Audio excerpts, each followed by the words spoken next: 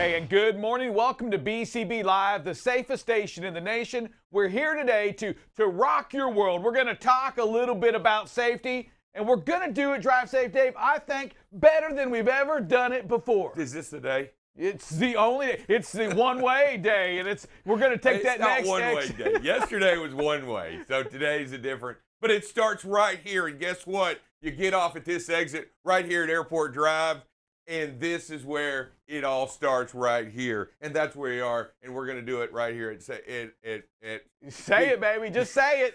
Hey, listen, we are at 94 days of accident-free driving, and those days include everyone paying attention, everyone watching this BCB live show. It's phenomenal, the streaks we're running right now. 94 days. We're 6 days away from the big old century mark. I cannot wait for that 100 day. You know what? We are crashing through in a good way. Whoa! In a good way. Whoa! We're crashing through the barriers. Knock on wood. Knock through on barriers wood. And setting new groundwork, going through the 100 deadliest days with great success. Hey, listen, we can't get to that 100th day unless you make today that safest day, the day that you really watch out for everything. Do it better than you did yesterday. Focus on today. It's all you can do. Drive Safe Dave, listen, Toys R Us.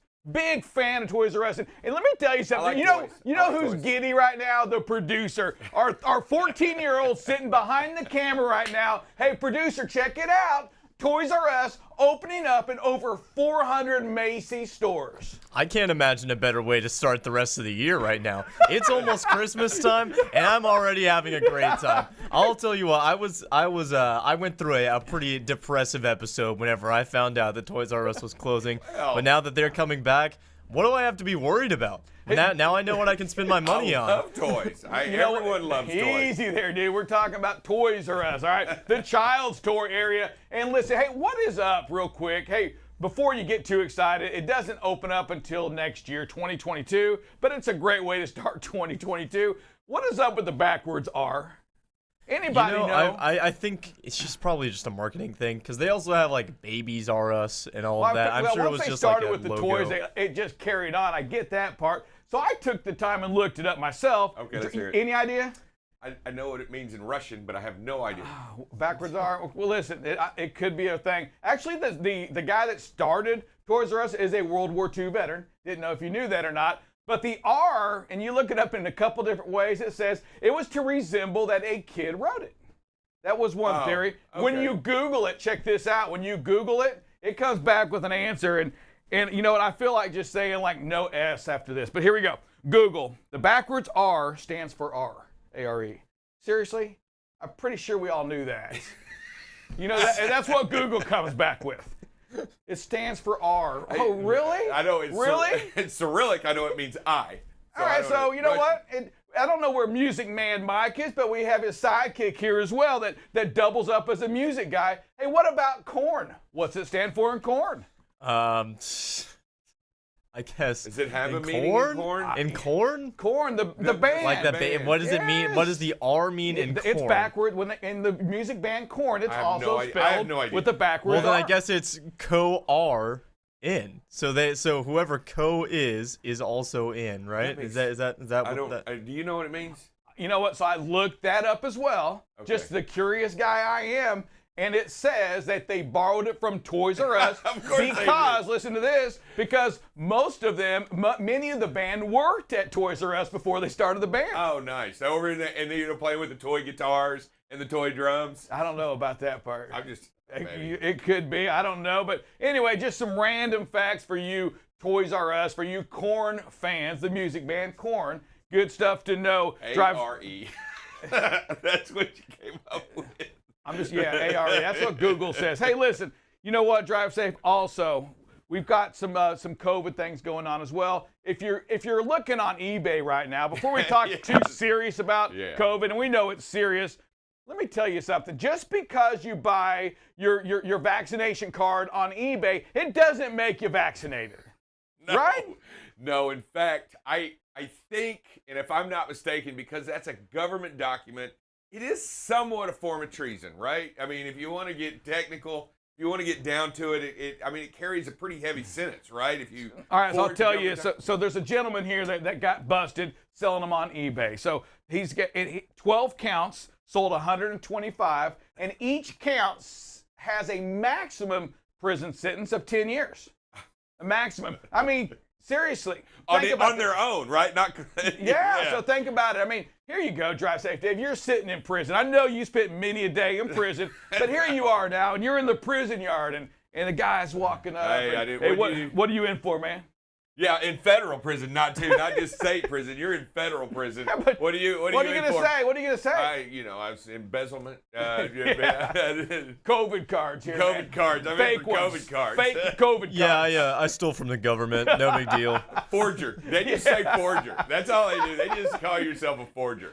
$10 each is what he was selling for. I'm in prison for $10 each. Wow. Craziness, man. Craziness. Each dollar gets you a year. It's nuts. Think about the, but let's go into other forms. We're talking about hacking right now. T-Mobile, big, major hack. That's As a matter of fact, crazy. what we're seeing right now is the very first, investigation since Biden said, you know what, we're going to get involved with this. And we're looking at right now, the FCC probe is the first high-profile probe under the Biden investigation in which over 40 million people had information hacked from T-Mobile. And it wasn't just little information. It was birthdates, social security numbers, names, address, everything about you. And you didn't even have to be a T-Mobile. You didn't even have to be a T-Mobile customer. No, just think about it. If you wanted that T-Mobile phone one day, you went in there and you filled out that application. They said no. They just took your information. They took your information Yes. and they sold it. So the price out there, and again, I don't understand that dark web part right there, but Drive Safe, the value of the information they're selling out right now is going anywhere between $80,000 and 6 Bitcoin. In that range, and 6 Bitcoin, $275,000 as value as of Wednesday was the value on that. And that's just for each person's information? I mean, it's real. No, well, it's in groups, Okay. Yeah, it's going to be groups. Probably the higher the credit score, the more it's worth, I guess. Who knows how that works? From what I understand, from just like doing some research on it and how information gets sold on there and seeing how that whole system works, essentially you can buy somebody's identity. It'll have like, hey, here's this person with this credit score, they make this much money, here's their social security number, their credit information, and like all this stuff, so that you can just buy things online with it, or you can use their identity to apply for unemployment. Actually, my parents both had their identities stolen, and somebody applied for unemployment under my dad's name, and they did not find out until the school board called my dad and was like, hey, did you apply for unemployment while working for us? And then figured out later on. Is that Ferrari? And did you get the Ferrari at the dealership? I mean, that identity theft, it's real, right? Oh, it's scary. It's all of the above. And it can destroy you. And it can destroy you. And this is over 40 million people. So obviously, we do have the FCC involved. This is going to be a big investigation. But listen, it is also something, producer, maybe we can get some information other than checking maybe your freecreditreport.com. Hey, pay attention if you've subscribed. If you're an old T-Mobile customer, if you're a current T-Mobile customer, you have received some emails from them. Hey, go back, check your spam, actually read this email because stuff did happen. They did get a major breach on them. Yeah, and it wouldn't hurt, and I just suggest sometimes there are a couple of organizations and a couple of security type software, security type organizations that you can subscribe to that will help protect you and also help protect you in the future of getting your identity stolen. Yeah, for our drivers and for the listeners that watch this show, producer, let's also do this because, we're out there on the road. We're too busy to sit there and check things out all the time. Okay. Let's find somebody. Let's find that subscription. Let's find somebody that comes in here and identifies that our listeners can also be part of, right? To get that alert when something happens. Let's get that out, have a good conversation. Yeah, I mean, it is not uncommon for a truck driver to come home and the mailbox be full, right? Because you don't check it every day, right? You're out on the road. So you come home after a week or 2 weeks and your mailbox is cram-packed. I don't know how they get all that mail in the box over time. It doesn't matter. But they usually get it all in there some way, shape, form, or fashion. And then you're trying to pry it out with a crowbar and it fills up a basket like this much to get your mail. Yeah, and this just out for you in case you're not aware of it. Hey, listen, just because you don't check your mailbox, it doesn't mean that bill's not due. Yeah. You're right. I mean, you still got to pay that bill. Everybody knows. I'm not checking. It's been a bad week, man. I haven't ran very many miles. Oh, I am not checking that mailbox today. It comes either way. The bills do show up. Hey, did you see I-70? And this is important as well. I-70, not in the Colorado area. We're talking Kansas City, downtown Kansas City. It's gonna be shut down tonight at what, at midnight? Yeah, and then it's gonna extend all the way until Monday. 8 p.m. tonight. Starting at 8 p.m. 8 p.m. tonight. all the way until Monday morning. I will tell you that small section of the area that it's going to be closed, you can run 670 parallel and be just fine and make exits on 670. I think all of the same exits are on 670. They just run very, very parallel to one another, and you can do 670 and then get back on 35 or get back on 70 either way. Yeah, let's hear that one more time. I-70, downtown Kansas City, right there at I-35 and the the north side of the downtown exit. It's going to be shut down tonight at 8 p.m.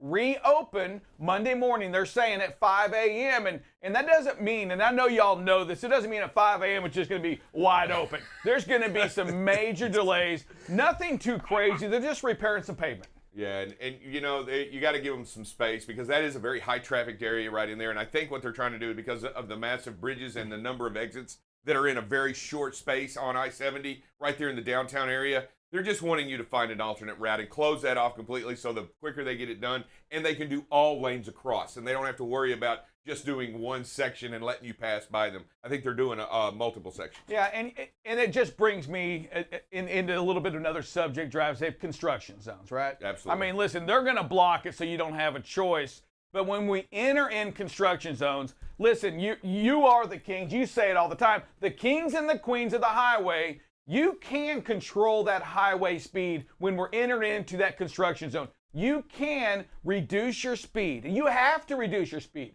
because there's people out there working. Absolutely. And we want you to control those highways. You know, the four-wheelers, they don't get it. You hold the big CDL. You are that professional. You do this for a living. Help save lives, and that includes those out there on the roads working on our highway system today. Yeah, you know, they give them a break, and that's what you see the signs all the time. Give them a break, but make sure that when you're there, not only that you know, and one of the reasons why we try to communicate this early is that you're aware of what you're also getting into. It always pays dividends by looking on your mobile app or whatever on the highway and construction, so you're kind of aware that you're getting close to constructions as well. There should be signs out there, but they blow over. Or you're driving by another truck and you can't see them and they're blocked. But if you know what's coming and you're expecting stuff to be happening, you can help other drivers. And I suggest that when you do enter into these heavy construction zones where you're forced to slow down a great deal, let everybody know. Hit your flashers, let everybody know you're slowing. Do everything that you can to gather attention because you want everybody to know that this is a slowing point. Yes, and again, we just want to stress this. Hey, great point on that. We want to do our part to make these highways safe, not just for us, but for everyone. And again, we'll say it again. We want to make it safe for those kids, your parents, your friends, your family, for those that are working on the road. Let's do our part. Drive safe, Dave. A lot of we talk about safety on the road, right? That airspace, not so safe up there right now going on. The FAA, let me tell you something. They have put out $532,000 of fines this year on 34 passengers. Additional fines. Okay, so the FAA is an agency. They're not actually an executive branch. Where they can arrest people, or they can. I guess I didn't realize that. You know, I'm thinking, well, how come they just don't arrest them? Well, they can't. They can't. Not the FAA itself. Now, the police can come in and arrest them if they're for assault or whatever crime they had while they were on the plane. But the FAA itself doesn't have that authority to do that. However, they can issue civil fines, and you always lose. I'm just telling you, you're not going to win that civil fight with the United States government when they issue you a hard fine for being mad or getting unruly or not doing what you're told. And most of them stem from basically not wearing your mask. Let's face it, it's that mask, right? Sometimes we're struggling with the mask.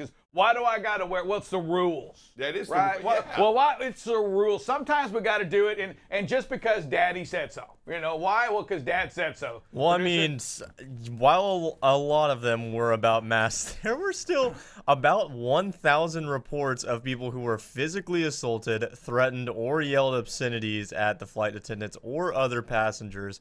And so that's 1/3 of all of these that are happening that we saw so far. Yeah, but have you ever sat in the middle seat? Have you ever sat in the middle seat? I've had a baby behind me crying the whole time. I was this close to maybe getting an assault charge. What were you going to assault the baby? Throw it across the plane. You can get in trouble for that. You can get in trouble for shaking a baby. I'll tell you. But you know, in drinking, you know, people, and a lot of people, and sometimes people drink too much. And I've heard about that. It's been known to happen, right? Wait, really? People drink too much? And then they get unruly, and then you get duct taped to a chair.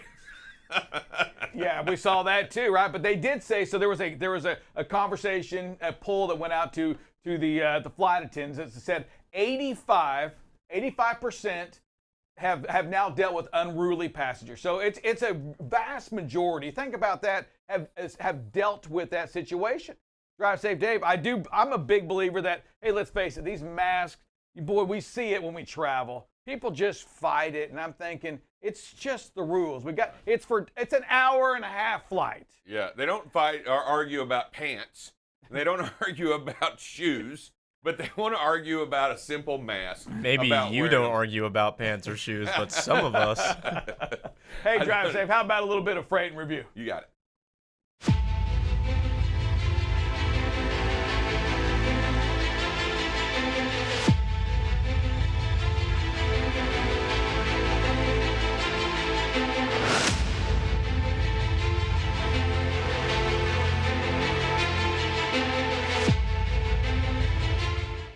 All right, and boy, howdy, are we seeing a lot of freight. We talk about it all the time, but we're seeing some major jumps. As we move to 15,800 shipments across the country today, look at this right here. Everything under this white line across it is freight that's shipped out less. We are at almost the apex of the freight, and we're not even yet in that prime time shipping area.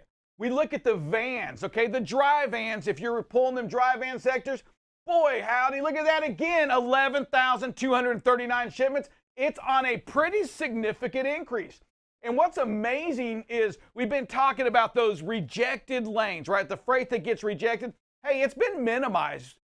Has it? Because all of a sudden now it's jumped back up and we haven't got caught up with me here yet.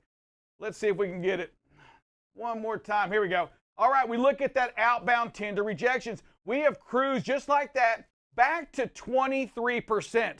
So we're going back to the middle of July when we started dipping down, right? We're back up to 23% of more freight that was shipping out during that period. Phenomenal amount of excitement around that freight going on here. We do want to look at one more thing. It's that haul index. We love to look at the haul because it tells you the difference between the amount of trucks and the amount of freight moving out. We'll look at Dallas once again. Dallas, Texas, right now, 136 more loads than there are trucks. 136. We look down here in San Antonio at 6.38. It's moved up a little bit. They usually are hanging down about 15, 18 under that. We look at all these right here at 90. Right here is Houston. 90 less trucks than they have loads. These trucks right here are coming up to Dallas getting that freight. We're not having problems moving freight out of Dallas because the rest of Texas, hey, let's face it, not a lot of freight coming out of those cities. This is Drive Safe Dave here. Going to do another safety show about Get Out and Look. Ben Turner's hooking up and he's going to reposition the trailer into a new spot. He's going to demonstrate in the rain what it means to get out and look. Here we are outside getting wet, but you know what? It does not deter Ben of doing the right thing by getting out of the trailer and walking back and making sure it is safe back there before he backs up into the spot. He checks all the way around the trailer and then comes back and gets in the truck. Notice the lights are flashing. He blows the horn and starts the process of getting back into the spot.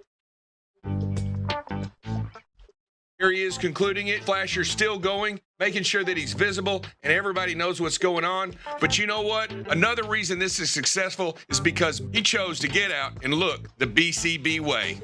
Thanks, everybody, and have a great and safe day.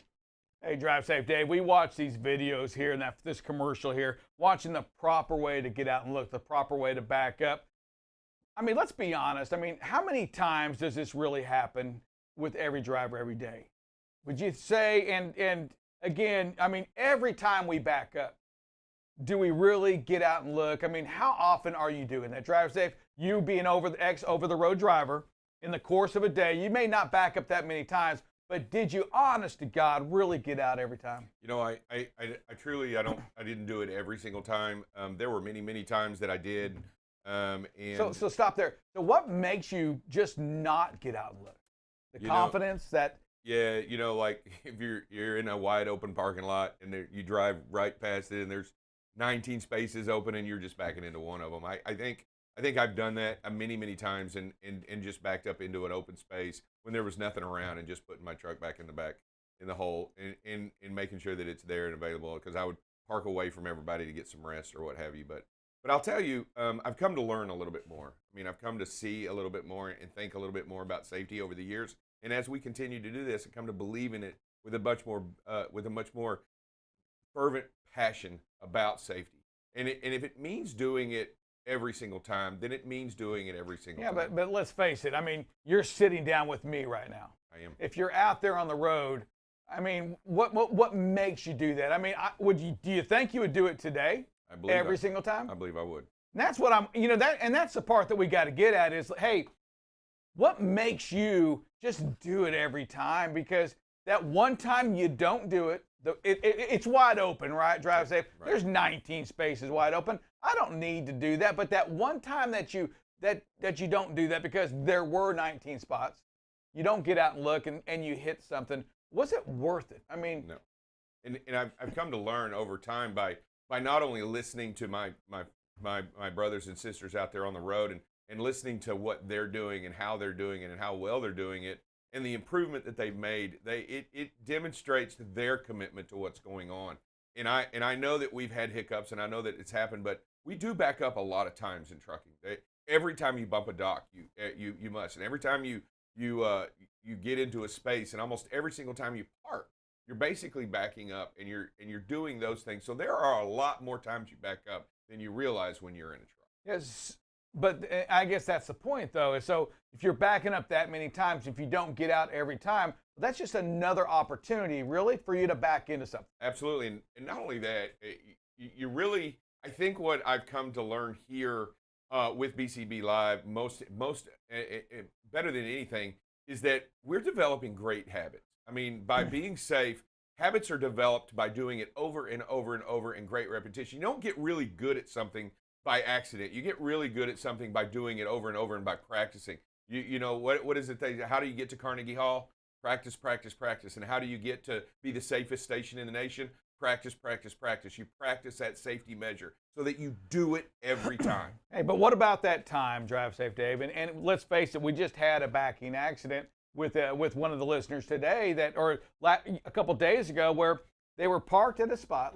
So they're parked. They feel like that truck's going to hit them. They have to give that truck some more space, and they just back up. I mean, so you're at a stoplight, you're at a stop sign, there's traffic behind you. I mean, do you really at that point just get out and look, or do you assume the people behind you are going to back up? Do you just not back up? Do you take a chance on getting hit with the vehicle? What do you do? You know, real life situation. In a real life situation, what you have to do is you have to set the parking brake, you have to set the flashers on, and you have to hold up. That intersection is controlled by the person in the intersection. Nobody's going anywhere until that truck's out of the way from turning left.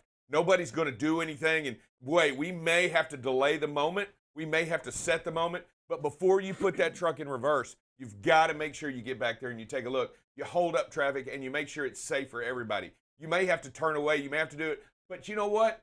What really happens in these instances is that we don't take the time to do the right thing in the very, very beginning. And we don't slow down with what's happening. Sure, it develops quickly. And these moments seem to happen right away. This truck's turning in and he's he's trying to cut left hand in front of you and you feel like he's cutting too close, man, we need to stop the moment. We need to freeze the moment. You need to hold the other driver up, hand signal, get some eye contact, and say, hold up a minute. Let's figure this out together. Nobody else in the intersection is going anywhere. They may honk, but they're not going anywhere. They're not moving you.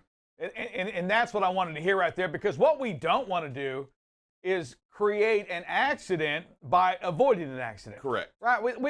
The fact that somebody may turn into us, that doesn't mean we want to back into somebody, back into a kid, back into a child, somebody crossing the street, another van, another truck. It's not worth us backing into. And that's where I like what you said there, because when that moment comes and you're rushed, you've got to tell yourself to slow down. Absolutely. When you're rushed, you know, the heat's on, right? I mean, Absolutely. Your heart's panicking. What am I going to do? People are honking. You got to slow down. You have to slow it down. Absolutely. And it doesn't matter that people honk. And it doesn't matter if they understand or if they appreciate the safety in what you're doing and making sure that everybody's okay. By that small moment, it won't take that long, right? It won't take that long by getting out and just saying, hey, and then walking back and clearing the moment. And if there's somebody back there, there could be a motorcycle back there behind you and you can't see it. And those things are that dangerous. They can develop that quickly and you'll never see what's directly behind the vehicle unless you get out, walk back there and take a look. Yeah, and that's what we want. Everything we do, everything we talk about here at BCB Live, listen, it requires action. You've got to do something. It requires you recognizing that you're in a rush situation. You've got to recognize that you're at a stop sign, a stoplight. Somebody's turning into you perhaps, and you want to get them room, and you got to stop for a second and say, hold on. I'm going to get out, and I'm going to look. Yeah, hold on. Yeah, I'm going to do it. Absolutely, and it's more than just that. You know, if you do get out in a situation like that, you walk back there, and there is a car not close, enough room to back up, man, wouldn't it be great to say, hey, look, I have to back up and tell the other car, hey, I've got to back up a little bit so I can let the truck in. He's blocking the intersection. And that kind of communication is valuable, you know, and you've seen what's going on. You know what's back there, and you've talked to them.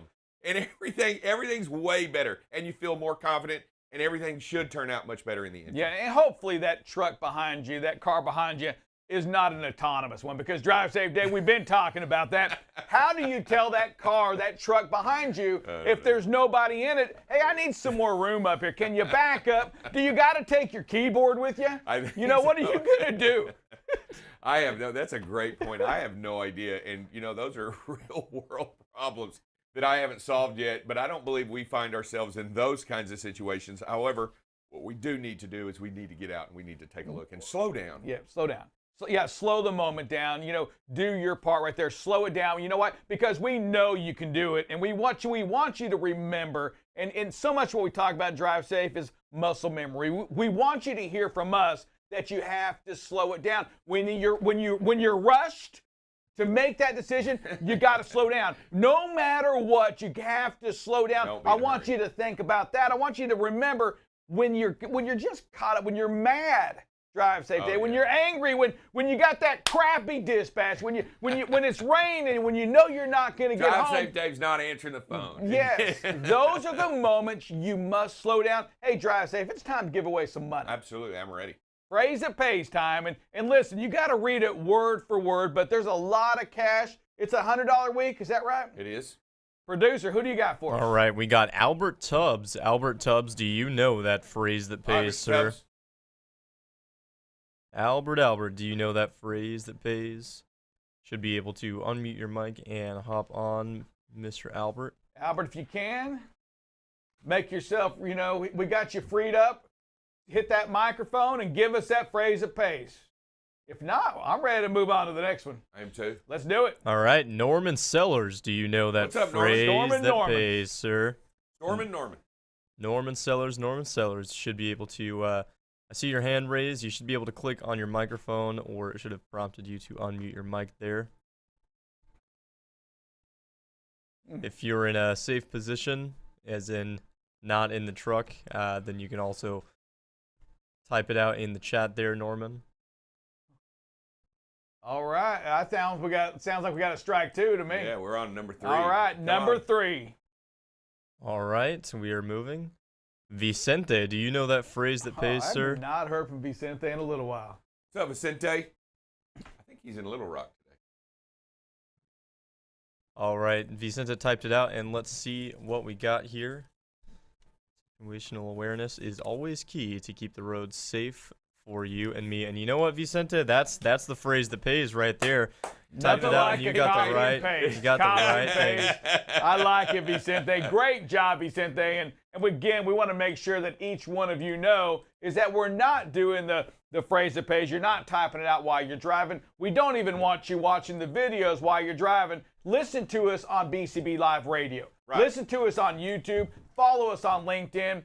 BCB Live, the safest station in the nation. Drive safe. Absolutely. Hi, welcome. I have Heather here from our dispatch team. She's a DM. Many of you may have her as a DM. Lucky you. We're going to do a rapid fire. Are you ready? I am. Okay. Dawn or dusk? Ooh, dusk. Favorite season? Spring. What's for dinner tonight? Ooh, probably something out of the freezer. How many pull-ups can you do in a row? 0. Are reindeers real creatures? Yes. Are you politically correct? No. Do you know how to salsa dance? No. And your favorite type of muffin? Ooh, blueberry. Thank you for joining us. Hi, and welcome. Hey, good morning, everybody. Welcome back at the end of another great week. Again, we are at one day of Get Out and Look, but hey, we got to start over. All journeys start with the first step. That's right. And we are at 94 days of no preventable accidents, so to speak. You know, DOT reportables, and the main ones out there, the moving violations where we hit somebody driving down the highway. So again, we got to keep it up. Great job, everybody. This week, as we close out, and again, remember, starting, I guarantee you today, they're going to be looking. But this weekend, technically, officially Sunday, starts Brake Safety Week. We have been talking for 2 weeks about the brakes. So again, got to just don't risk it. Make sure you're looking, you're listening for air leaks. If you've got any questions, send them Macro 39. Let's get it by a truck shop and have them looked. Have them looked, checked, to see if they're out of adjustment. A lot of the truck stops, Loves and them, sometimes during these weeks, will do free checks for you. Just kind of check your measurements and stuff. But, the things that you can do. We had the special guest yesterday. Look at them brake pads. Look at the wheels. Look for the rotors being shiny. They should be shiny if your truck or the trailer hasn't sat for a while, right? Because that just shows that the pads are working and they're gripping the drum or the rotor. Again, forgive me for my technology deficiency there, but I know what they're talking about, and they on both sides should be shiny. If there's rust there, then it tells you one side isn't, and you need to have them checked. And then again, just to kind of close out, we did Monday, Tuesday brakes with our violations against all of our vehicle maintenance violations. And then the brakes on Tuesday against the numbers against our out of service violations. Then Wednesday we did tires against all of our vehicle maintenance violations. And then yesterday we did out of service. So just to kind of wrap it all up in the totals, to just put them all in perspective so you all know how, I don't want to say easy, but the problem isn't something that can take our focus away to a myriad of things. It's two. We have to hone in on two things. And it's brakes and tires. And as you can see, 76% of all of our service violations are brake and tire related, right? And that just comes from the 57 and 19, right? 76. I'm sorry. Then we're out of service. My bad. The 19 and the 12, or 16 and 12, 28 of 37 out of service violations were brake and tire related. And then 51%, adding the 57 and 19, right, gives us 76 of 149. So we're just right over that 50% mark, but are brake related. So when we focus on these, are brake and tires. So 51% of all of our violations. And I just want to kind of, again, put it in perspective. The points that these accumulate on your score, on our scores and your scores, that has trouble getting down. It puts us in a 66th percentile right now amongst other carriers in our grouping, right? That's going to represent about close to 90 to 95% of those points, because they are the most, brakes and tires are the highest point accumulators, if you will. So when you got 50% of all your violations, the highest accumulators, then that just, you know, that's probably 100% of the highest accumulators. So you're going to add, you know, average them out, and you're going to be somewhere about that 80 to 90 percentile of our actual points that we garner that ranks us in our carrier, in amongst other carriers. So this is really critical that we can do. And so you know, look for reminders, look for some proactive measures, things that we can do. And again, as always, we want to hear from the professionals. Each and every one of you out there may have some great ideas of what we can do to help our fleets and our drivers, either through a certain kind of education that you've heard about or that you've maybe gone through, you know, even in as simple and basic as pre-trips. You know, what did some other companies that you've been at that were really good at this stuff, what did they do? Let's get the best practices out there. You know, it really comes down to, as we highlighted, pre-trip, pre-trip, pre-trip. And remember, pre-trip isn't walking around the truck looking. Pre-trip is walking around the truck and trailer, inspecting, looking for something wrong. And if you're looking for something wrong, let's face it, you might find it. You know, equipment breaks down, equipment wears out. And I think that's a lot of it. I think a lot of people don't inspect, true inspect, because they're afraid they're going to find something, and then they've got to take time out of their day, right? But when you stop and think, what happens if they place you out of service? Yep. You're out of service usually on certain things for 10 hours, right? At the very least, you're out for 2 to 3 while they get service gets called out. Then you got the expense, right? And you've lost that time anyway, when all you had to do was do a good pre-trip, go get it fixed, and maybe it gets in there in an hour, hour and a half, you're out, you know? So either way, you benefit by doing a good pre-trip. So again, I know there's exceptions that you may wait at a garage, but hey, we can get help. You know, we're going to be there to support each and every one of you. So hey, we're going to take a quick break, and we'll be right back with some weather.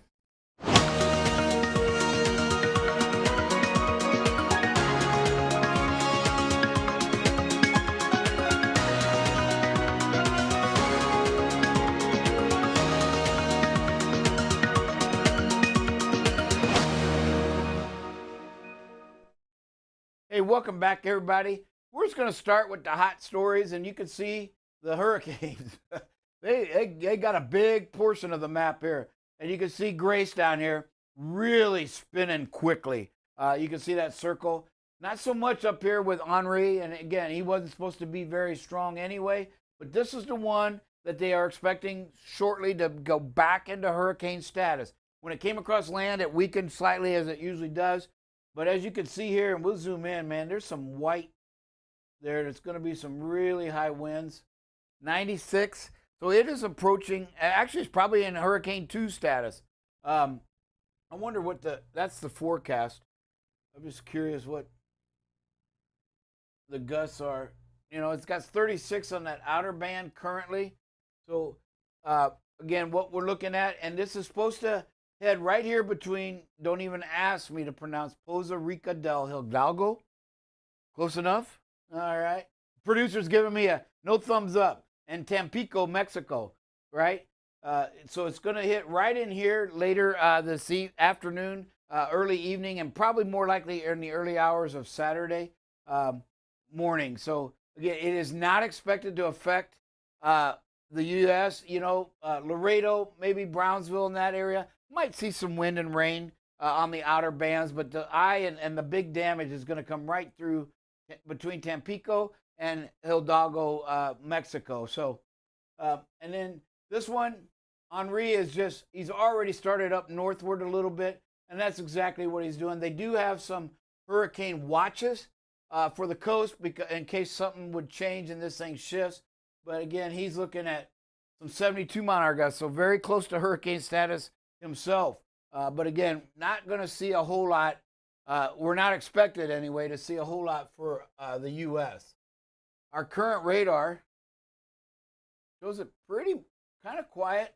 got D.C. area, New Jersey, Delaware, the eastern part of Maryland, and the very southeastern part of Pennsylvania. You're seeing some storms there, maybe some heavy rain. And then again, up in the Dakotas, Montana, parts of Nebraska could see some rain. And then there's some scattered showers throughout the southern area. Our forecast, there you go. You see the D.C. area, South Dakota, Nebraska, expected to see some strong storms develop. As the afternoon goes, it gets worse. So you can see, again, it moves out of Nebraska, but North Dakota gets into the act, and it starts to get into western Iowa. And again, as it's been all week, the south corridor here from Mississippi all the way up around to Virginia is expected to see some showers, and even down in Florida as well. Our winds, 4 o'clock this afternoon, so we're expecting some 40 to 45 mile-an-hour gusts right there in the Wyoming, Nebraska, Dakotas. The rest of the country, not so bad, in the upper 20s in the DFW. Currently, we don't have much going on except for Wyoming. Again, the same areas that's going to get worse as the day goes, but the eastern half looks really nice as far as the wind goes. So it's going to be pretty much west of the Mississippi.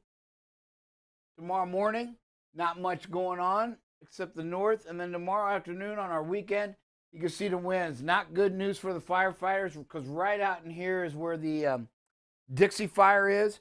Again, last check, 31% still, and over 650,000 acres. So if they don't get a control on it pretty soon, this one's going to get really close to 1 million acres. We'll keep an eye on that. But if you're traveling, if you get a load going to Northern California, you want to check with us. Let's get an idea and look at it. See if we got a safe route for you all. But you can see the wind basically in the northwest or the western part of the country for the weekend.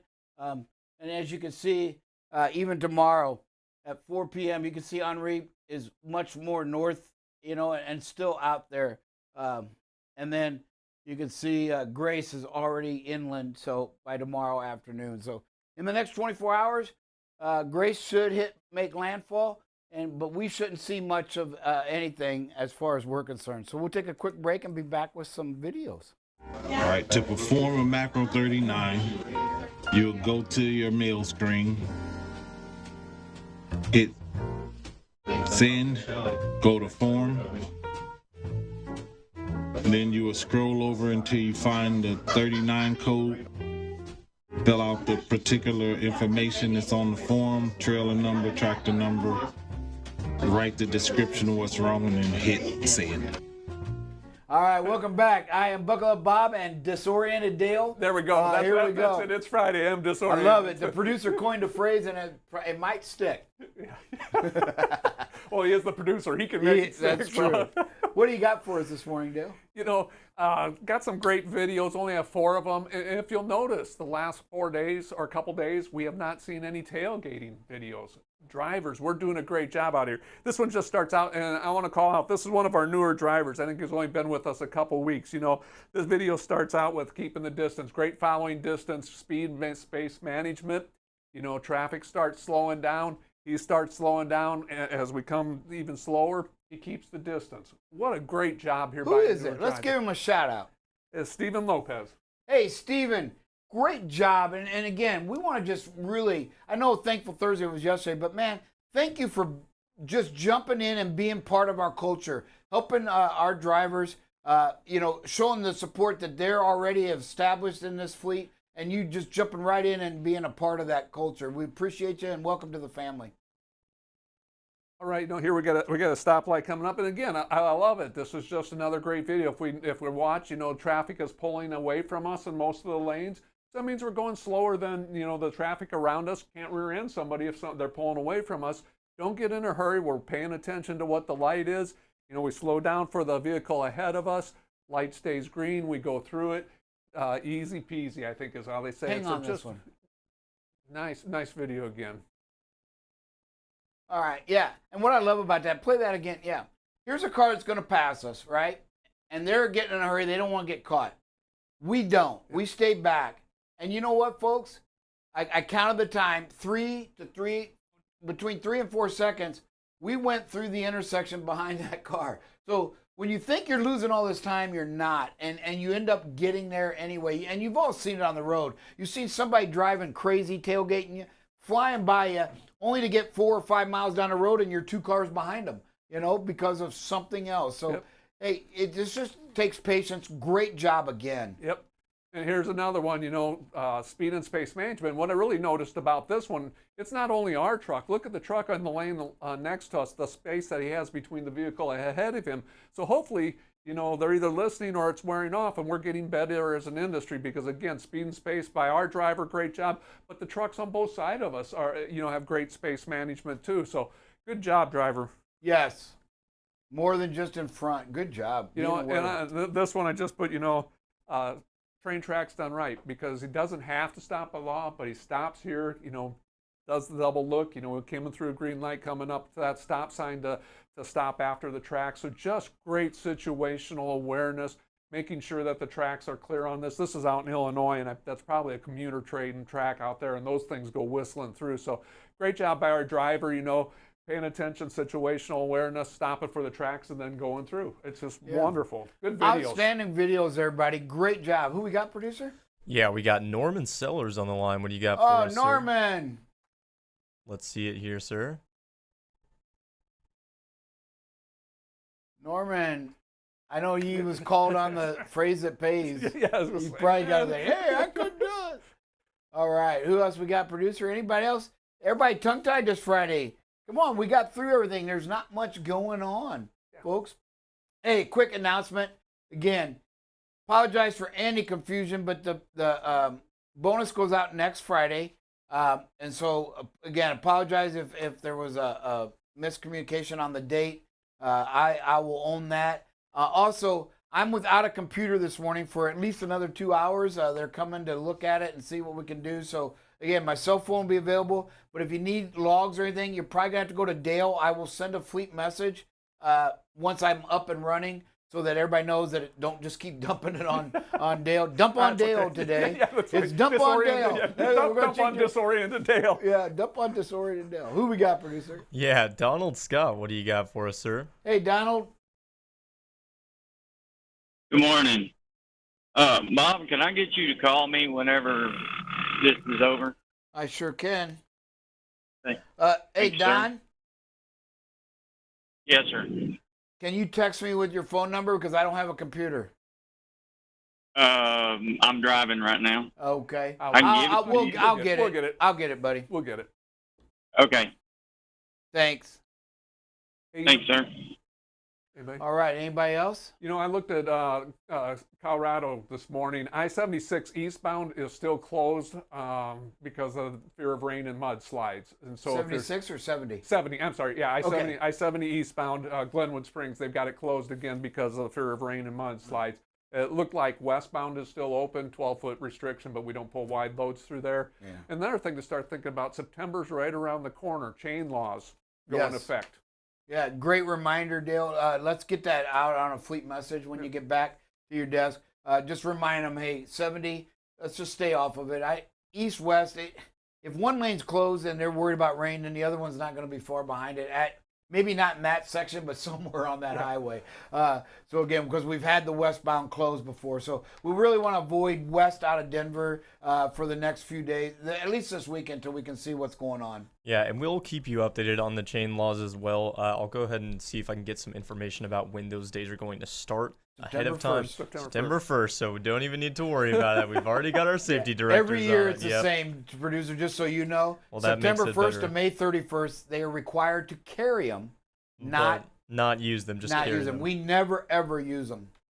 And that carrying is west of Denver on the I-70 through the there's a mile marker where it starts. Yeah, the rest of Colorado is fine. It's just you got to start carrying them out the west. Yeah, unless we get up in some of the mountain passes that we should never be on anyway. So correct. Did anybody else get on there?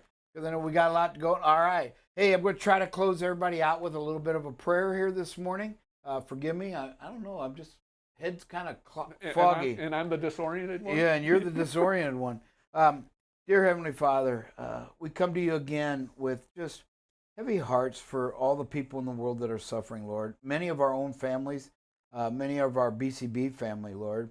Again, we pray that you continue to give the strength and courage to Larry Graham and his family, to just keep him fighting a good fight, but to also always remember that he can't do it alone, that he needs his Heavenly Father, Lord. And we ask that you remind him of that and that you show him that you're there.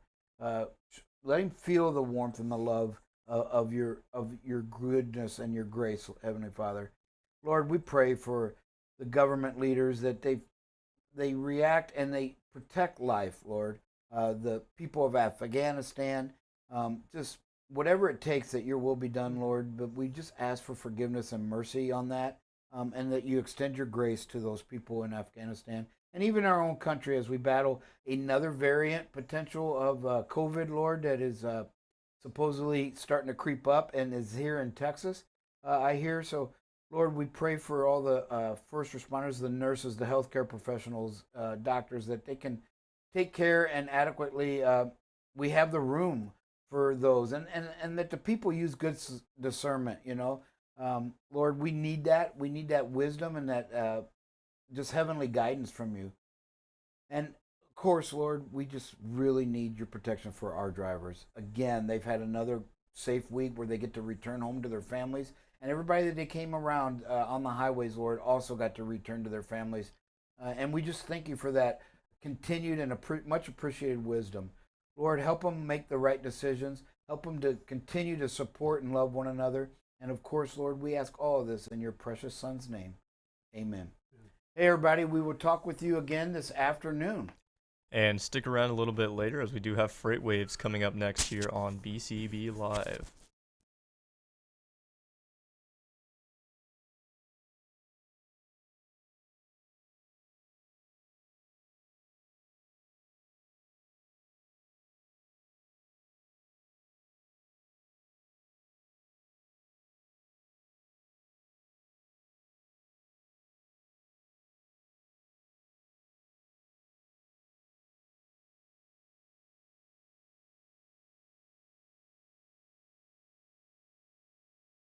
And obviously, to your point, unsafe parking has cost drivers' lives. I mean, Jason's Law is something that has shed a lot of light on this problem, and so it's encouraging to see that you're doing that. I know I appreciate your willingness to do a webinar with me, and so until we do that, in the meantime, what's the best way for the audience to learn more about Truck Park? Where do we go to access the website? If you can maybe throw out the URL, and how do we find you in the is it in the App Store, I assume, as well? Yes, they can access the App Store, which is Apple App Store or Google Play. The other way to do it is to simply type in the URL www.truckpark.com. Thank you so much, Anthony, for joining me today. I appreciate your valuable contributions to the industry, and wish you and Truck Park much continued success. Thank you, Jeremy. I had so much fun. Look to be back on the show. And thank you for joining me for another episode of Taking the Higher Road and for spreading the word to your industry peers. We really appreciate it. And special thanks to Cubics from Trimble Transportation Corp. for your sponsorship. Now remember, you can submit any questions or comments, including those which may appear on upcoming deeper dive segments at podcast@driverreach.com. Don't forget to rate and review Taking the Higher Road on whatever platform you listen. Until next time, thank you for taking the higher road.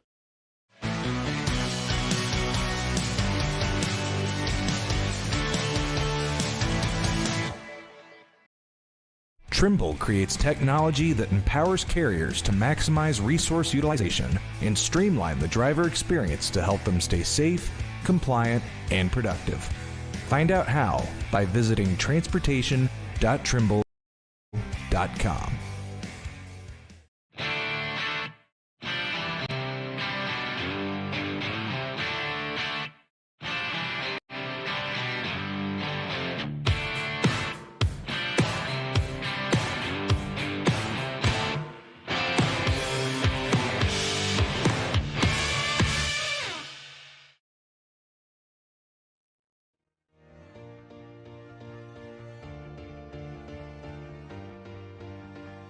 To become a good partner, to be in this business long term, we needed to be able to feed drivers healthier meals. Our industry's history is really comfort food, right?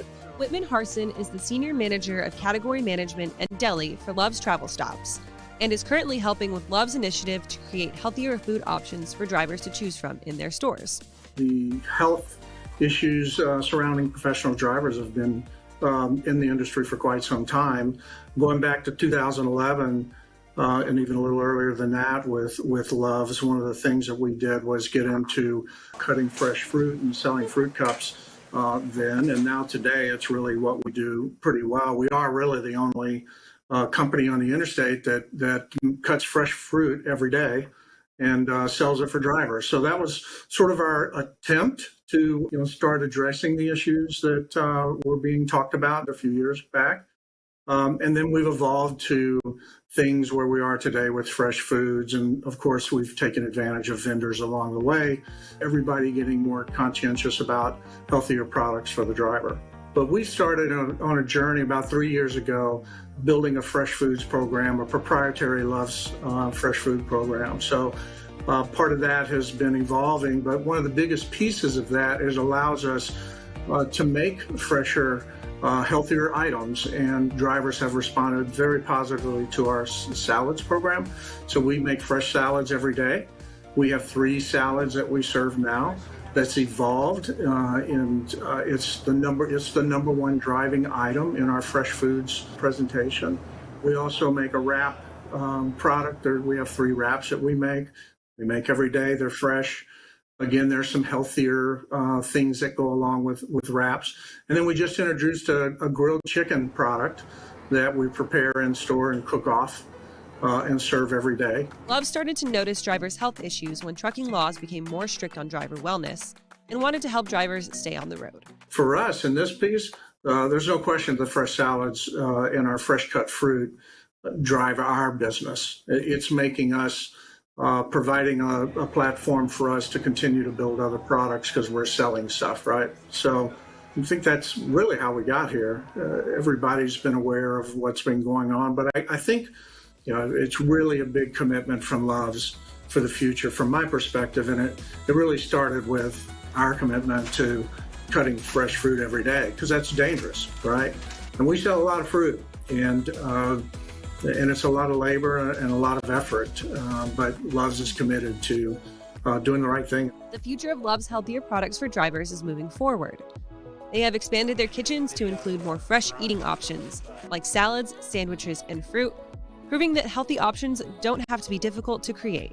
So right now, I would say we're really focused on bringing those products. As far as bringing more attention to them, when you visit a store, you're not going to have to hunt for the fresh items we sell. They're going to be right obvious. They're going to be right in front of the driver's face from that perspective. And also, we're just the presentation alone, and we're stepping up our signage, talking about fresh foods, etc. From that standpoint. But I would say we're still in the early stages of developing that and what it looks like. Right now, it's driven by having the products available and bringing more focus in the store from a merchandising standpoint.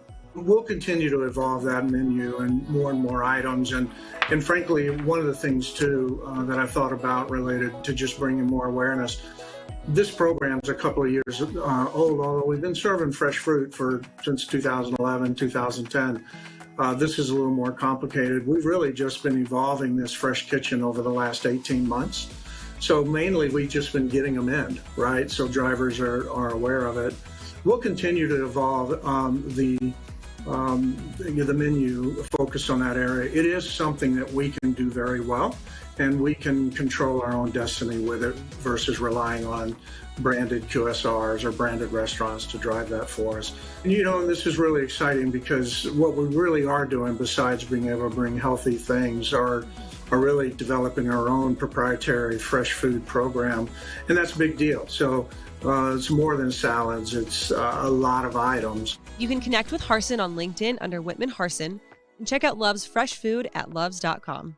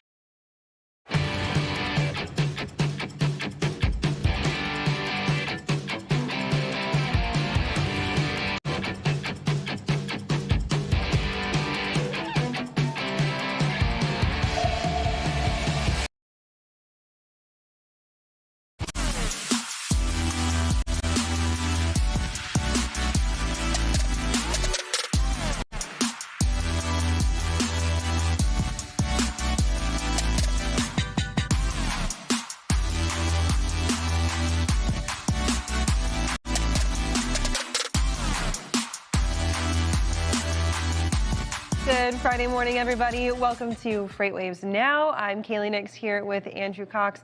Great Friday on the way for you. We made it through the work week. Yes, we are here. It's Friday. We've got Nick Austin going to take a look at the nation's weather. We're also going to have Washington correspondent John Gallagher joining us, and it's Truck Talk Friday, so we'll have Alan Adler as well, but we're going to look at our headlines first. More digital freight matching services are hitting the scene, and Freight Friend is the latest company to do so. Staff writer Grace Sharkey sat down with founder and CEO Noam Frankel to talk about how his platform is a dual benefit to both shippers and brokers. You can find that full interview up on freightwaves.com, and with Grace Sharkey, it's always sure to be a good one. As more parcel carriers announce peak season surcharges, Sindel is one company foregoing surcharges but promising customers that they will continue their high service standards. Sindel focuses on giving small to mid-sized businesses a cheaper option to conduct e-commerce and does that by offering a single flat rate shipping charge. And connected intelligence company CalAmp launched its Ion Extreme Temperature Tag, which is a smart sensor paired with a thermocouple probe to help measure asset temperature in extreme heat or cold. The tag can survive measuring temperatures all the way from minus 454 up to 752 degrees Fahrenheit. And you can find all of those headlines and more up on freightwaves.com. Let's toss it over to Donnie Gilbert right now. He's in for Zach Strickland because it's Friday with our first carrier update.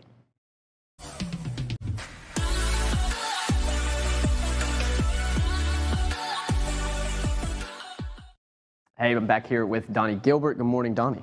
Good morning, Andrew. So, over the past couple, 2, 3, 4 weeks, we've discussed about outbound tender rejection rates, outbound tender volumes being pretty steady, kind of in a range, up, down, but kind of staying within a certain parameter.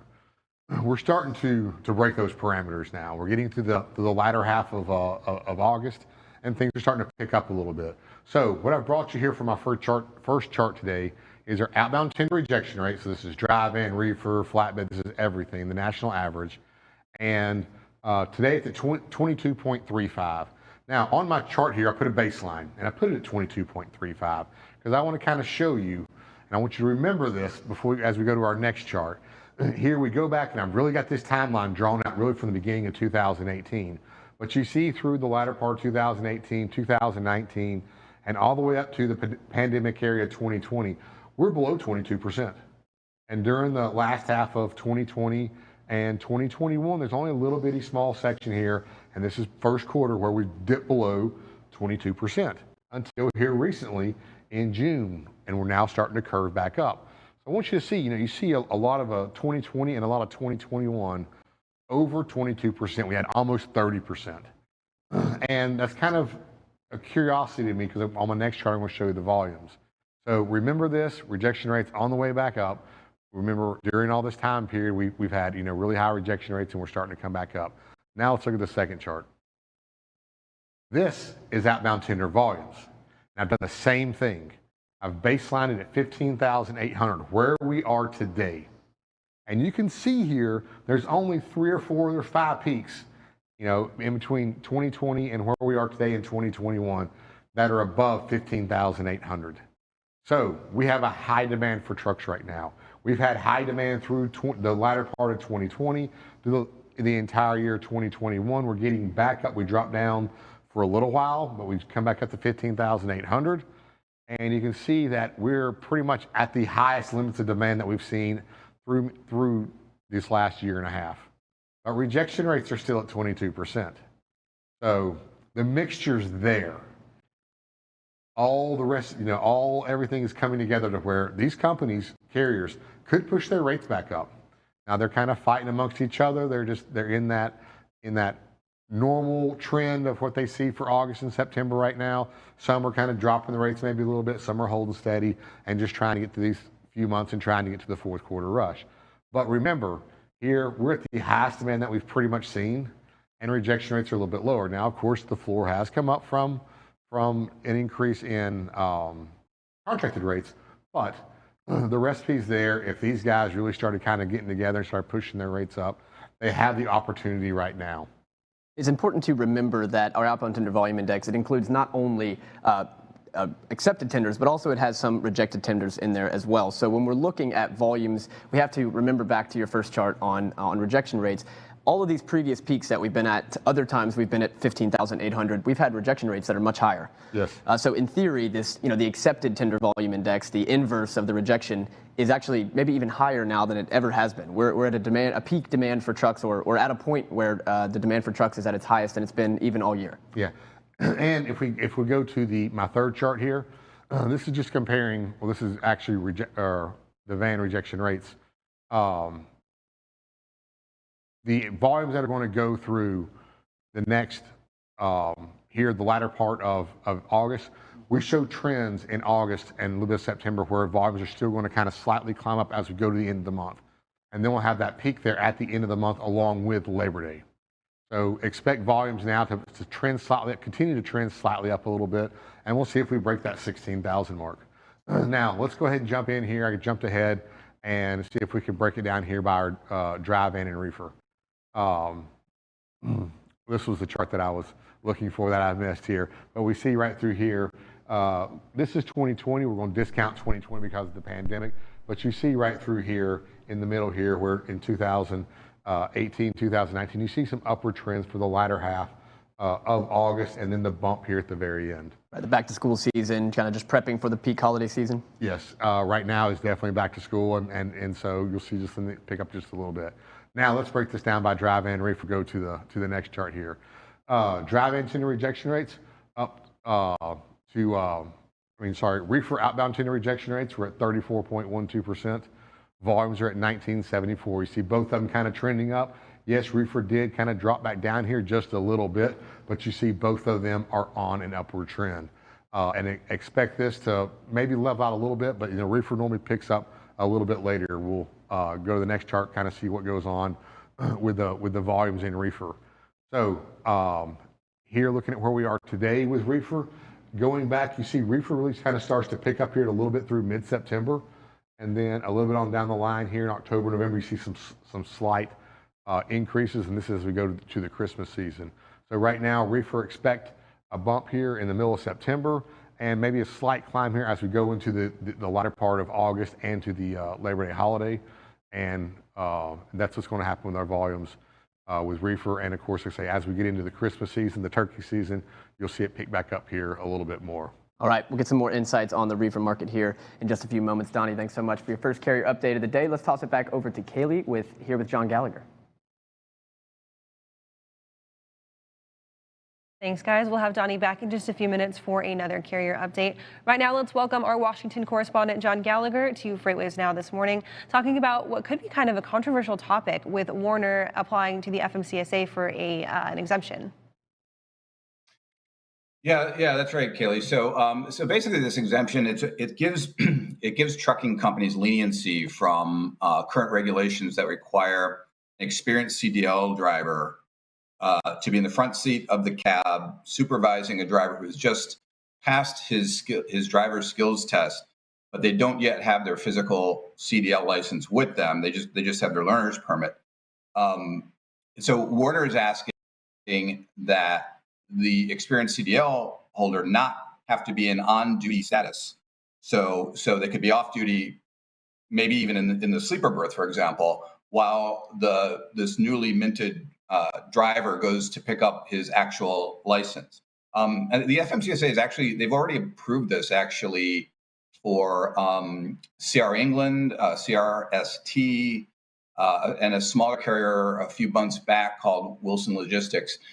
But in Werner's case, getting this exemption is especially valuable because they own driver training schools all over the country. So to give an example, a student at one of these schools who lives in a state other than the one where the driver's school is located, has to have a CDL holder on duty sitting next to them and directly supervising them when they go to their home state to pick up their CDL credentials. And apparently this wasn't always the case. It used to be more customary that states of the driver's home states who just passed the skills test would issue them a temporary CDL right after passing that test. So that allowed the trucking company to get a revenue generating trip out of their new driver after picking up their permanent CDL license without having to have that second experienced CDL driver in on-duty status next to him. So So Werner's saying that the benefit here is that the new driver gets paid quicker, he starts working faster. They also acknowledge that it helps the company by getting quicker use out of the new drivers and better use of their trucking assets. And they say it also helps address the driver shortage because they're getting drivers in the cabs quicker.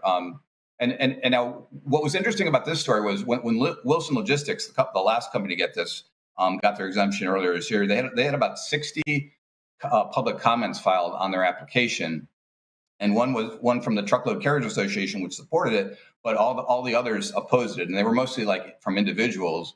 Almost immediately after posting this story, we got about 10 comments, basically echoing those who are opposing the Wilson Logistics application, basically saying, this is not only just Werner looking to cut labor costs, but it's also, they claim it's also a safety issue because now you have this newly minted driver with potentially no direct supervision driving down the highway. And by the way, if you want to address the driver shortage, why don't you just pay us more? Right. Good morning, John. Thanks so much for joining us. So in your article, it's kind of Werner is saying that this is going to be a huge burden on us if we don't get this exemption, and the opposition is saying it's going to be, a huge liability and risk to safety on the roads. The answer is probably somewhere in the middle, but my question is, how much of an impact is this on Werner? I know that they train something like 6,500 drivers per year, so there's a significant amount of drivers that are kind of being withheld in this, but they also move thousands of loads each week. So how many of loads, how big of an impact can this actually have on Werner? It might not be as big as they're claiming because when companies apply for exemptions or, they support or don't support rulemakings, they make their case as strong as they can. So, I mean, they didn't put in their application. I saw their actual application. It didn't actually say, they didn't go into details about how this could cut down on their revenue or potential revenue opportunities. But I would suspect, like you're saying, Andrew, that they move a lot of loads. They're one of the biggest truckload carriers in the country. In terms of their overall business, the impact would likely be minimal. But it's interesting. Their response to those people saying that it's less safe, they say that in fact this would make it actually more safe or that safety I guess is improved because right now the law says that right after you get your CDL license you can drive unsupervised. Once you get that physical license you can actually drive unsupervised.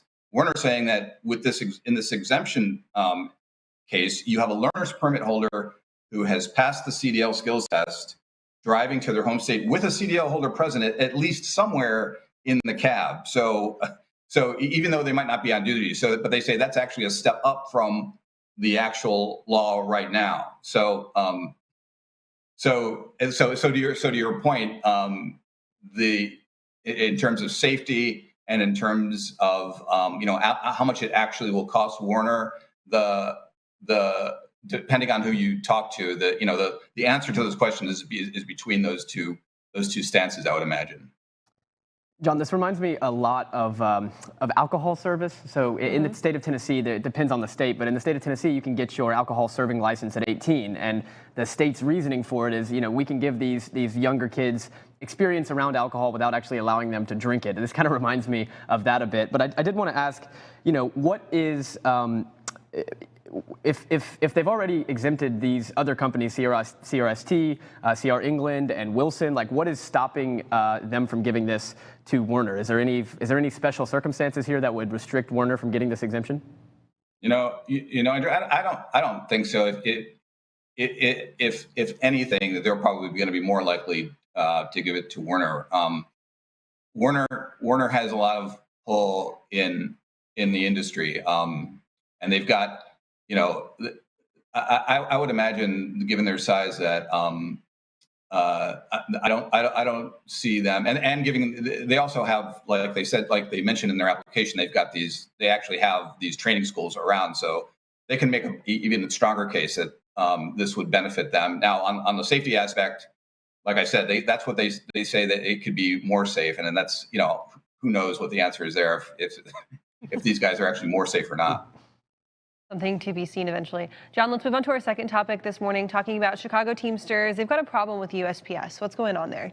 Yeah, it's a labor management fight involving a trucking company. It's called 10 Roads Express, and it's an attempt by the Teamsters to unionize about 80 of their drivers at 2 locations in the Chicago metro area. I'm looking into this because 10 Roads is a big contract, like you said, it's a big contract hauler for the Postal Service, and this dispute with the union has the potential to disrupt mail and packages in the Chicago area. These drivers they're driving semi-trailers of mail between Postal Service distribution and sorting centers. So, and unfortunately, I just have the union side on this right now. I have yet to be in touch with the company, but according to the union, they've had 2 elections voting to unionize at these 2 locations. But since then, they say the company has done several things to actually stall getting an actual collective bargaining agreement in place, which is the next thing you have to do once the employees vote in to have to unionize. So the Teamsters say that management is doing things like first they contested the election to begin with, and then they also insisted on meeting with the union in person right at the height of the pandemic, which the union didn't want to do.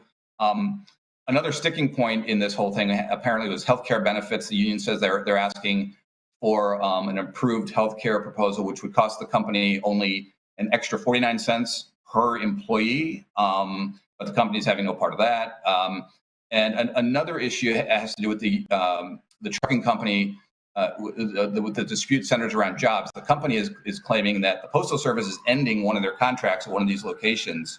So which means those trucking jobs would be gone. But when the union asked, for documentation about it, or any kind of notice from the Postal Service, the union said it was just a verbal notice that was given to them. So the union is very suspicious of this. And I kind of got interested in this just because I saw the letter that they sent to Dick Durbin, the senator from Illinois, to intervene in this. And they also apparently sent a letter to the Postmaster General to look into this and to try to intervene to push the trucking company basically to start negotiating in good faith.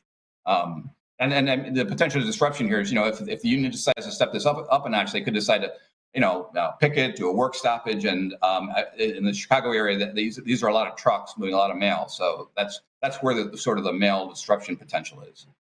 That'll be, sorry. No, just saying this could be a big deal. I look forward to I look forward to reading your other side of the story, getting from the trucking company side. John, thanks so much for joining us this morning. Great, thanks you guys. Have a good day. Have a good weekend, John. Let's toss it over to Nick Austin right now. He's got an update on the wildfire situation out in the West. Still not good for the Dixie Fire, with more explosive growth overnight. That's right, Kaylee, and good morning, everyone. We're talking about the Dixie Fire once again in Northern California, the largest wildfire in the country. And unfortunately, there are plenty of them all across the West in about a dozen states or so. But here's a look at it in Sonar Critical Events. This thing is still growing because the winds have been really gusty on and off over the past couple of days. And there have been periods of that really over the past couple of weeks. So the size of the fire is huge. It's up to about 700,000 acres now. That's about 3.5 times the size of New York City, of the area of New York City, including all 5 boroughs. So this is a big, big fire. Just to kind of put that in perspective, it's only about 35% contained because those winds have just been fanning the flames. So crews have had a hard time, digging those trenches and really getting that containment line, making progress on that around the fire. But the good news is that the winds will be dying down today. Still going to be hot out there, though, 80s to low 90s as far as temperatures right around the wildfire area.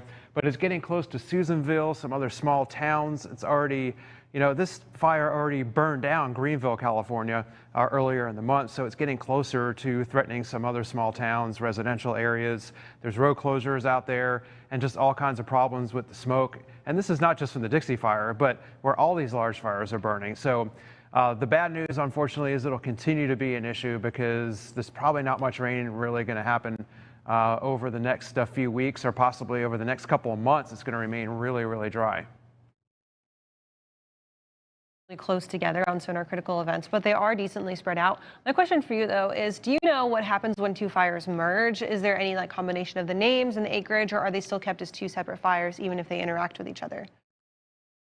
Great question. Typically, when 2 wildfires are close enough to each other and then they do merge, they'll typically combine the names and it'll become what's called a complex, a fire complex, instead of just a single name. So, and that has happened. The Dixie Fire is the largest single fire so far in California history on record, but the one that is bigger than it was a complex. So if you don't count that, it's the largest single fire. But what was called the August complex from last summer, which I think burned about 1 million acres or so. That was the largest fire if you want to count those combination complex fires. So, and you're right, some of these are really close to each other, but others are really spread apart. So there's just a lot of smoke, bad air quality, and problems like that with all these fires. Nick, I've heard you've got some pretty wicked video of one of the fires out west to share with our viewers. Yeah, this is a tanker plane which was taking off yesterday, heading towards the Dixie Fire, either to drop water or fire retardant. So I believe we've got that video, which was posted on Twitter. So it just shows the plane taking off, and this is happening for a lot of the fires, although not as much as they want. There's still there's a fuel shortage right now, a jet fuel shortage actually. And there's an article about that on the website as well. But they're doing the best they can. Fire crews are doing the best they can, trying to get planes up there to help put out these fires, but they're going to need more help. Maybe we can catch that video in your next weather segment. Thanks, Nick, for that first update. We'll check in with you coming up a little bit later. We've got a quick break on the way, and then we'll be back with a look at Put That Coffee Down.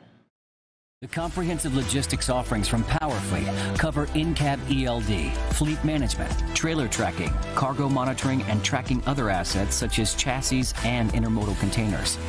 Power off your operations with PowerFleet.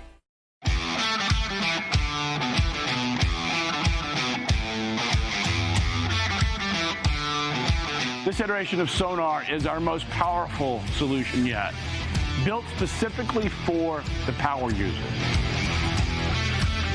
The inspiration behind FreightWaves was the Bloomberg of freight.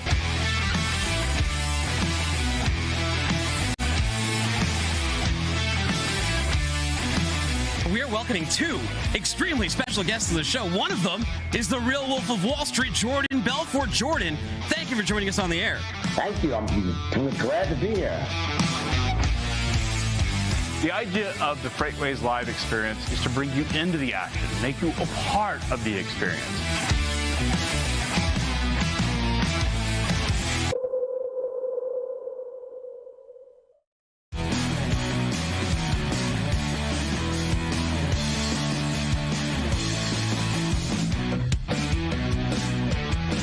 What does this have to do with freight? Well, I'm glad you asked. People are wondering what's going to happen with inflation. Is there going to be hyperinflation? When is hyperinflation going to be here? When is there going to be inflation? What's going to happen with inflation? Inflation, inflation, inflation.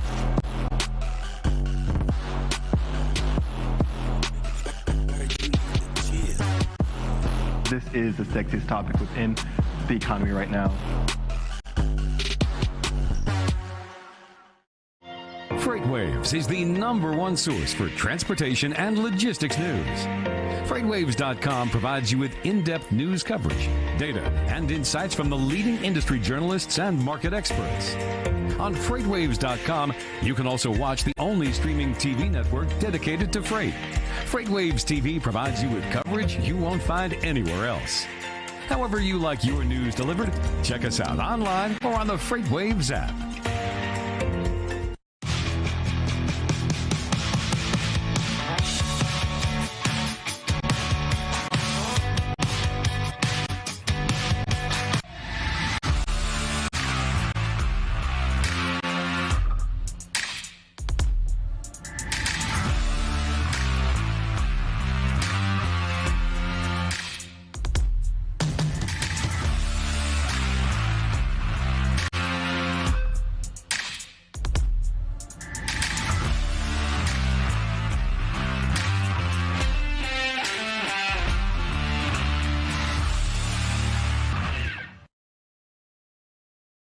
Welcome back to FreightWaves Now on this Friday morning. We've got our next live guest up and ready to go. Jason Traff is the co-founder and president of Shipwell. And Jason, thank you for joining us this morning here on FreightWaves Now. Hey, Andrew. Hey, Kaylee. Nice to see you guys again. Nice to see you as well. Welcome to the show. So we're going to talk about shippers being stressed out. I can't imagine why they would be stressed at all. That's right. So specifically, we're talking about back to school. So back to school shopping is back in a major way. Deloitte is estimating $32.5 billion, an average of $612 per child will be spent for back to school shopping in 2021. This is a 16% jump from 2020.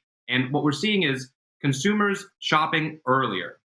Land's End CEO Jerome Griffiths came out and said that the average consumer even understands that supply chain issues are present. They're shopping earlier to buy what they want.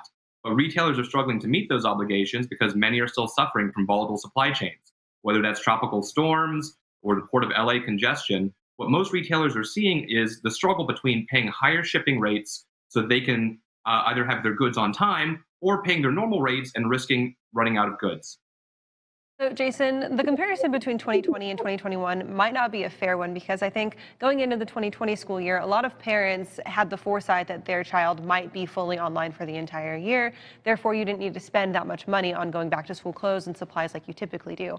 But what about this year? A lot of parents had the idea of we are going to be in person, and now schools are pulling it back, and we're only 2 weeks into school here in Tennessee. There's already several schools that have returned to virtual learning. Do you think that this is going to be kind of a jade, I guess, or leave those parents jaded for how much money they spent, knowing that there was no guarantee of them being in person? Yeah, so two of my three kids are in school, and they started this week, and so this is an issue close to me. Most of the gains that we're seeing in terms of where parents are spending their money this year, the biggest upticks have been in COVID-19 related items like hand sanitizer or masks, or in technology items related to maybe virtual learning, laptops, tablets, as well as like work tables and chairs, desks for home. So most of the rest of it has been the same around the steady state goods for, clothes, socks, shoes, backpacks, the normal parts. Hey, Jason, have there been, I know I've been listening back through Target and Walmart's earnings calls just this week. They both came out and said that they're not seeing much of an impact, at least a change in consumer behavior because of the Delta variant. But those are, two of the largest retailers in the country. Are your customers seeing any impact from the Delta variant? Are you seeing any changes?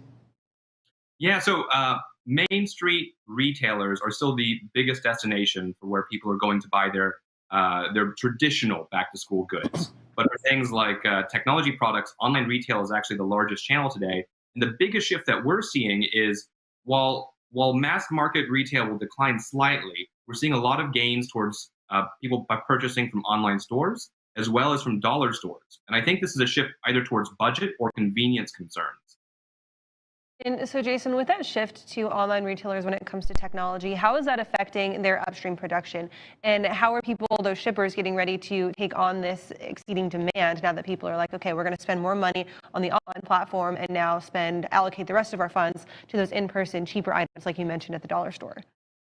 That's right. And one of the issues that retailers are facing is that so many of their shipping rates have hit all-time highs, right? The news about the Port of LA recently logging its busiest month ever with over 1 million shipping containers in May means that most companies are struggling with either this promise of paying way more to deliver goods or trying their traditional means and then ending up faltering. And so I think when we look at things like outbound tender volume, which set an all-time high in June, and spot rates nearing all-time highs, we see freight moving and we see customers the companies working towards forward deploying their inventory closer to consumers to try to meet those demands. But they're struggling a little bit just because of paying higher prices means that they're not able to offer those great back to school deals that so many people are familiar with. And in certain verticals, 73% of college students haven't done half of their back to school shopping because one, they're not sure if they're going back to school, and two, prices are still really high. Jason, I'd like to stick with I'd like to stick with Main Street for a moment because thinking back just to Walmart, Home Depot, Target, they've all finally grown inventories faster than sales in Q2. They all grew inventories by more than 20% year over year. Yes, they're lapping COVID Q2 last year where inventory dwindled, but in any case, it's progress for them. Is the same going on at Main Street? Are their inventory levels building a little bit here? They are, and I think what we're seeing is not only are they building, but companies are getting more sophisticated about how they forward deploy that inventory. I think that as the shift towards e-commerce has been a real focus for so many companies over the past year and a half, what they've learned is they need to get better at understanding their center of gravity analysis for where consumers are purchasing and where their goods are stored. So not only are they working harder on front-loading that inventory, but on getting it closer to consumers so that we don't end up with the same stock out sort of issues that so many companies faced in mid-2020. So, Jason, we're 2/3 of the way through August. We're kind of coming to the end of that back to school shopping scene. Let's talk about going forward into the holiday. You mentioned the prices that the shippers are seeing on their front end, and then the consumers now starting to have to absorb those prices and the prices that they're paying for their goods. Could this put a damper on how much people are willing to spend when it comes to the holiday season? Could it also put a damper on the sales that we see when we go into the holiday season, like traditional Black Friday electronic sales? I think that's a really interesting question. I think for so many companies, they're still focused on providing so much value to customers and differentiating through an easier experience online. As we get closer to the holiday season, I think where a lot of companies are finding that efficiency to be able to provide those deeper discounts and be able to meet customer obligations are they're spending a lot of time on their transportation networks, how they grow a more flexible supply chain and build in more carrier capacity. I think what the past year has taught so many companies that are very quick to adapt is that supply chains can be very brittle. And so if you're stuck on either a main thoroughfare like the Suez Canal or the Port of LA, you really have to start thinking about how you can more flexibly balance your supply chain. And so I think for some of the more forward-thinking companies, they've done a really good job at making those strides over the past year.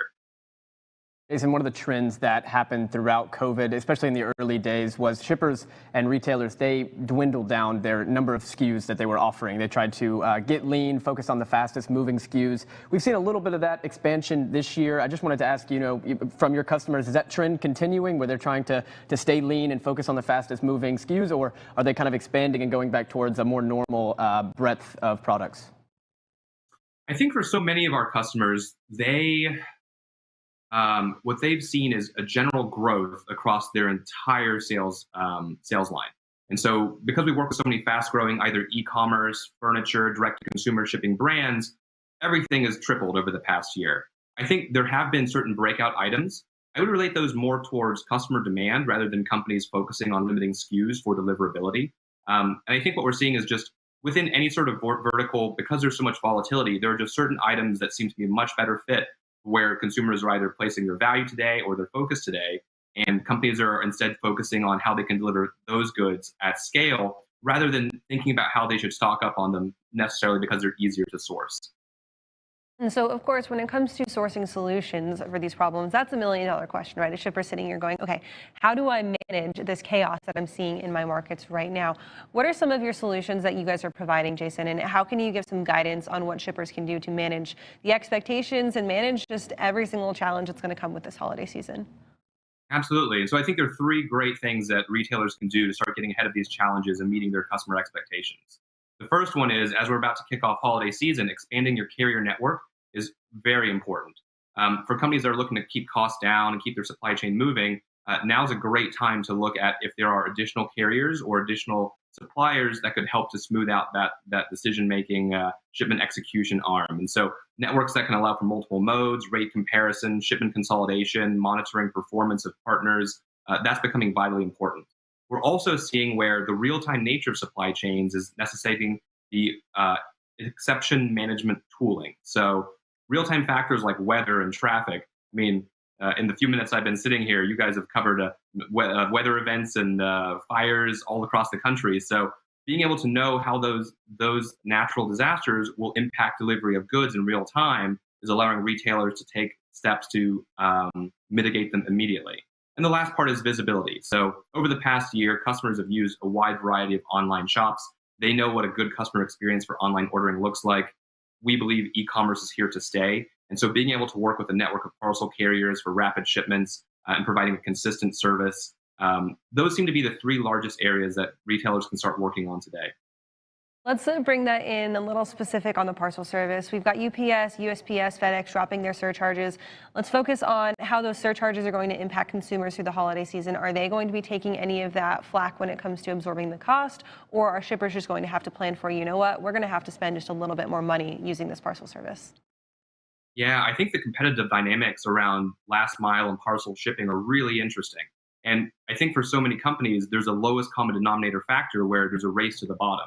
And because so many companies are going to hold their commitments to free shipping and free delivery, it really does cause that pressure for everybody else to just have to eat whatever the rates that major carriers are putting out there. And so in a world where we're seeing spot volumes at all-time highs and we're seeing spot rates hold steady and and I think they're actually up a little bit from July.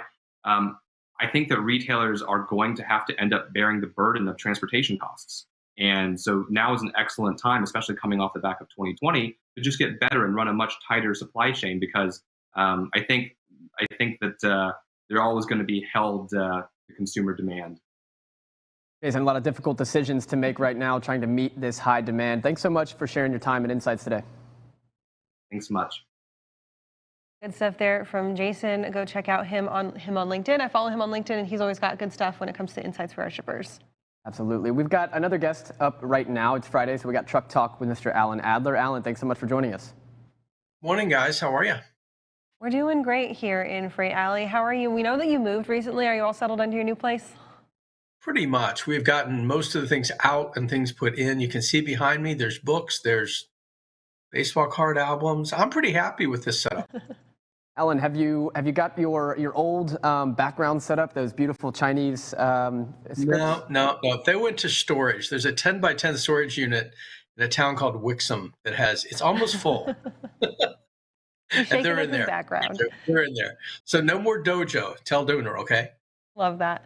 Alan, you're shaking up your life at home, and that's what we're talking about this morning is shakeups when it comes to top level of companies. What can you tell us about the cost of change when it comes to these companies changing up how they're doing business with their leaders? I can tell you that you really need a magnifying glass when you're reading SEC reports. It's very small print. But I spent some time doing that this week because I wanted to see, we've had 3 CEO changes at companies that we follow, at Workhorse, at Romeo Power, and at Lordstown Motors. Now, we don't follow Lordstown Motors as much because of the product, more because of the person. And Lordstown got rid of founder Steve Burns a few months ago, back in June, actually. And so I just thought it'd be fun to see, what do they pay him to go away, basically. And so we found out it wasn't a ton of money, really. It was only $500,000. But Burns, interestingly enough, still owns 46 million shares, about 26% of Lordstown Motors. And of course, that is not worth as much as it was even 6 months ago. Stock is really struggling, and that's one of the reasons why these changes get made. To bring in Angela Strand, who actually worked for Burns once upon a time back at Workhorse, with another company he founded back in 2007. Angela is making a good bit more money at this point and has opportunities. She's got a 5-month contract that pays about $100,000 a month. To run the company as well as be executive chairperson there.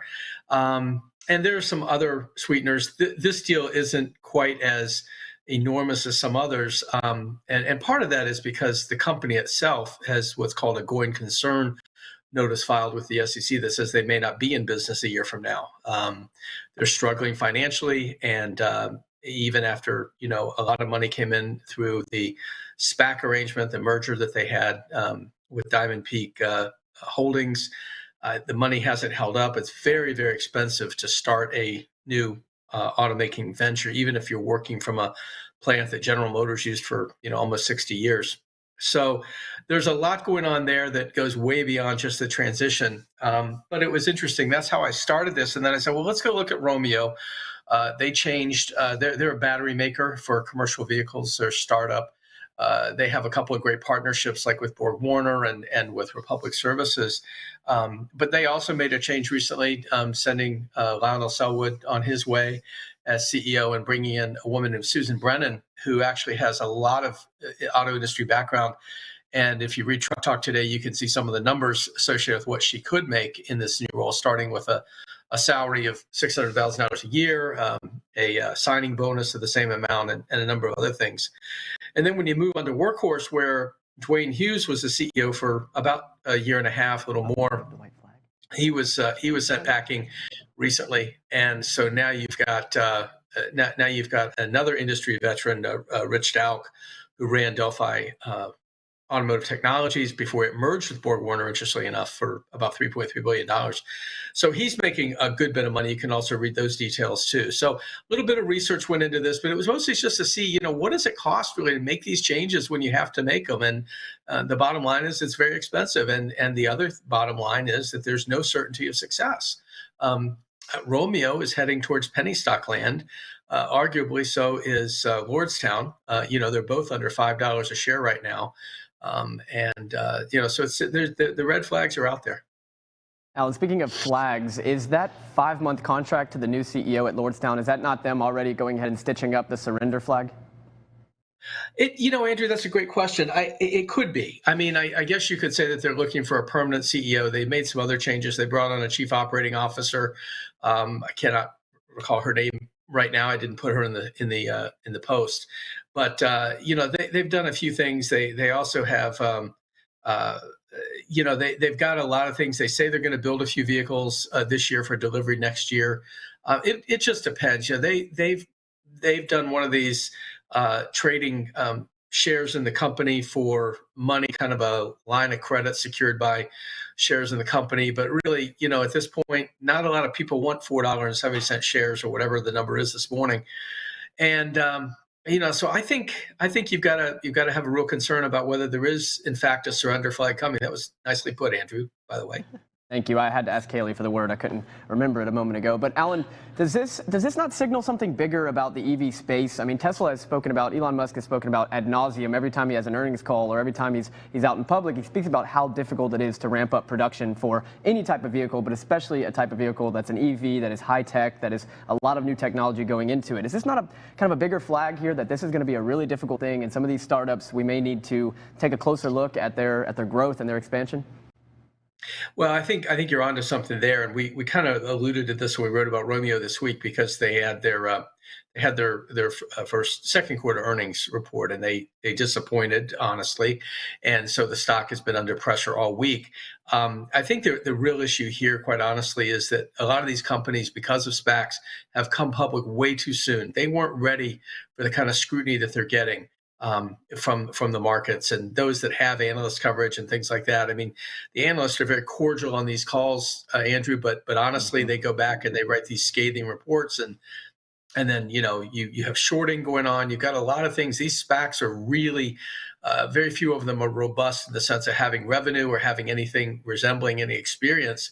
And so what they're doing to try to save the day really is letting go of the founders and the CEOs that they started with and trying to bring in experienced people and right the ship. Will they be able to do it? No, not all of them. Some will, but they've all been under tremendous pressure.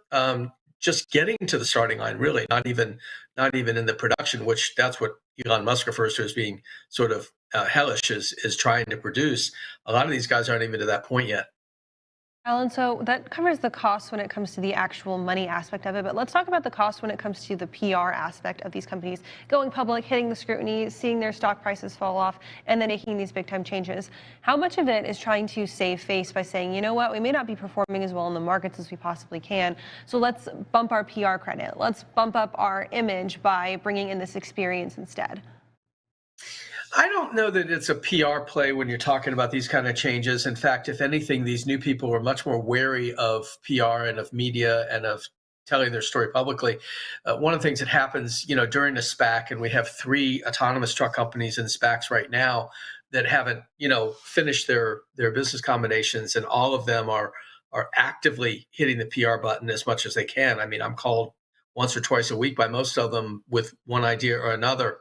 And of course, we are pursuing certain things, in our coverage. But I would say that when you bring in a Rich Dow, let's just use him as an example, he doesn't suffer fools gladly and probably feels that most of the media are a bunch of fools anyway. So I don't think that the PR part of this is really a big factor. I think this is a play to try to make something out of a mess or something that wasn't developed properly. I mean, the SPACs don't have near the scrutiny going into them that an IPO does, a traditional initial public offering. There's not near as much diligence. They can say there's a lot of diligence done, but that's just scripting. That's not really something that's happening. So you're finding that there isn't as much under there. Then you get all the other pressures that the established companies are facing. The chip shortage, supply chain glitches, inability to keep up with the inflation. I mean, both Proterra, another battery maker, which actually does have revenue, by the way, they came out of a SPAC recently, and Romeo have cut deals to secure battery cells for the long term, for up till 2028, but they're paying dearly to do that. And in some cases, they're paying, I think Proterra said low 9 figures to secure battery capacity. You can't, or excuse me, cell capacity. You can't make batteries without cells. And they don't know sitting here today whether there's really going to be enough business, what kind of timing and time frame that business is going to come over. But they know if they don't have battery cells, they're not going to be it anyway. So they're rolling the dice, they're taking big risks, and they are in I wouldn't say they're endangered, but I would say they are definitely under severe pressure. So PR probably isn't the biggest consideration at this point. I think it's more trying to make a business go. Absolutely. Alan, thank you so much for joining us this morning with Truck Talk. If people want to go subscribe to your newsletter, where should they go? Okay, let's see. What is that? That's freightwaves.com/truck-talk, TALK. And we'd love to have them. Easy enough. Alan, thanks. Have a good weekend. We'll talk to you next week. Okay, thanks. Let's toss it over to Anthony Smith right now. Lead economist is back with our first shipper update this morning.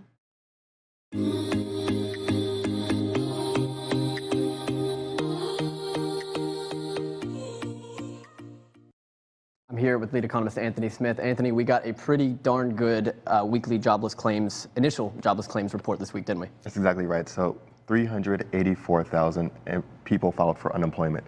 Sounds like a lot of people on the surface of that, but a far cry from the pandemic high that was well over 6 million.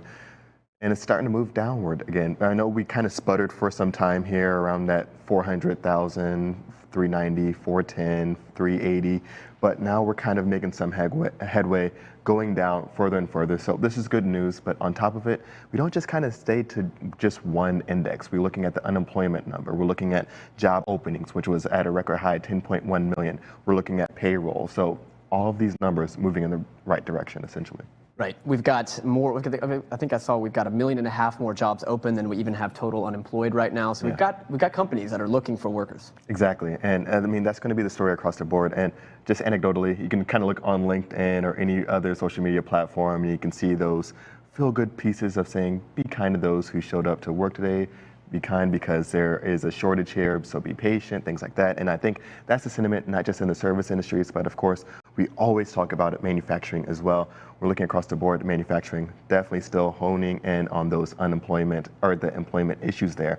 But when we're looking across the board, there is still a lot of work out there. People are in good positions. Some of the hesitancies, I think, for some people, of course, going to be the virus, the Delta variant kind of ramping up here once more. And then the other thing, wages. People are kind of trying to find their fit, making use of this time. But I think the closer we get towards the end of the year, the closer we get into, or the beginning of 2022, it's going to be a little bit of a different tune. So I think the economy is going to ease and slowing a little bit, not saying there's going to be overt contraction, but some of those openings are going to be not going to be there anymore. There's going to be more applicants for each jobs. And so I think as we kind of move forward to that point in time, I think we're going to see a little bit more of competition coming on the employer side.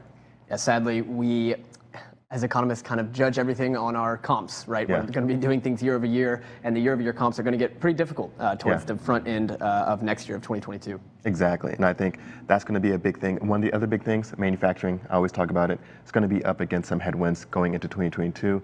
Going to be some slower growth, but there's expansion opportunities there. Nothing overt, no sure shot signs of decline.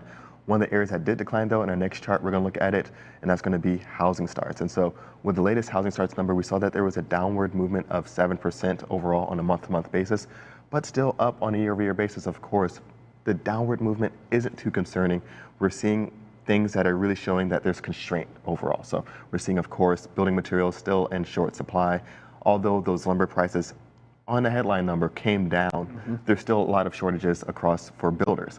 Permits increased, and the other thing is that those homes authorized but not yet started for those housing starts at records high. So there's still a huge backlog, not just for manufacturing but for housing as well. So even though we're seeing these start numbers come down, that's not going to be indicative of, okay, housing is just falling off altogether. This is just really showing where that backlog is and what's going on overall. Just quickly, Anthony, for those in the audience that don't know what a housing permit is or a housing start, when you say permits are up, starts are down, what does that mean exactly? So permits are going to be essentially this unit is authorized to be built. And so that's essentially zoning, approval, and things like that. A housing start, funny because a housing start doesn't actually mean that the housing framing and building materials there on site just yet. It means ground has been broken, a foundation is set. So historically, when we look at a housing start, that usually meant, okay, there's going to be building product materials being hauled shortly after. Now that's not the case so much. Then now you're starting to see that housing starts are just concrete slabs at this point. Building materials are kind of a bit delayed. And so we're even seeing extensions and delays on completions. And so that's going to be a trend I think that we're going to see for quite some months. But housing starts going to be that area of the Census Bureau report that shows this house has begun construction. That completion time is going to kind of be extended a little bit, and a permit is essentially saying that, hey, this house is approved to be made or zoned, and it's open for business there. Although starts fell, directionally speaking, given that permits are rising still, and that the number of, basically the number of concrete slabs awaiting starts are at a record high, directionally, we still got a really hot market. Definitely still a hot market. Of course, the big thing that's going to really kind of propel this forward and kind of bring those prices down, inventory. And the place that can do that, existing home sales. And so those existing homes can start to bring more inventory onto the market, and that would really kind of make things swing in the other direction. But until we see meaningful inventory enter the market, it's still going to remain very tight. All right. Thanks so much, Anthony. We'll check back with you here in a couple minutes. Let's toss it back over to Kaylee. Thanks, guys, for that shipper update. We've got another quick break on the way, and then we'll be back with a recap of our first hour headlines and a second look at weather. Don't go away.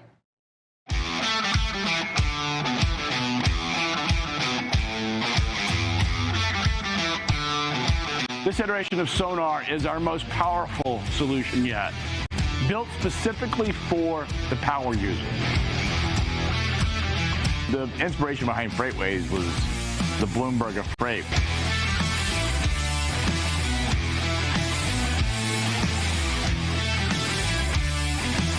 We are welcoming two extremely special guests to the show. One of them is the real Wolf of Wall Street, Jordan Belfort. Jordan, thank you for joining us on the air.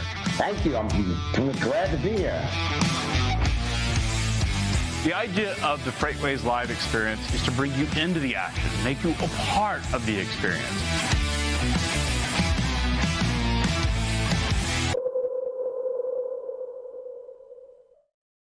The comprehensive logistics offerings from Powerfleet cover in-cab ELD, fleet management, trailer tracking, cargo monitoring, and tracking other assets such as chassis and intermodal containers. Power up your operations with Powerfleet.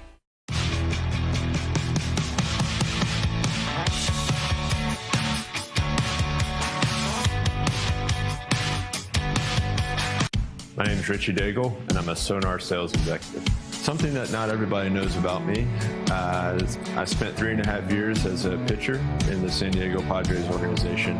What do I love about Chattanooga? It's a great place to be if you love adventure. My wife and I love getting out hiking with our dogs. Yeah, it's a great place to be if you love the outdoors and love a sense of adventure in your life.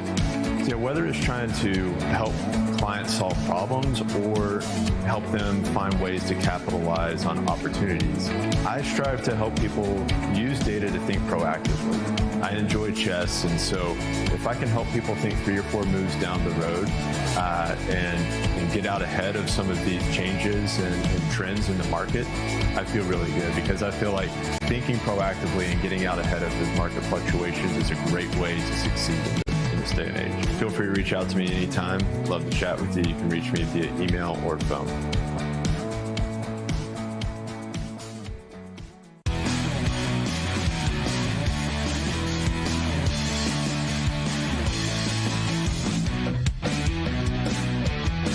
What does this have to do with freight? Well, I'm glad you asked.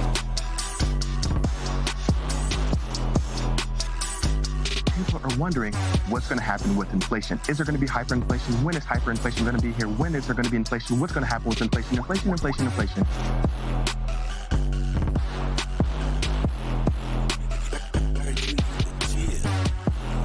This is the sexiest topic within the economy right now.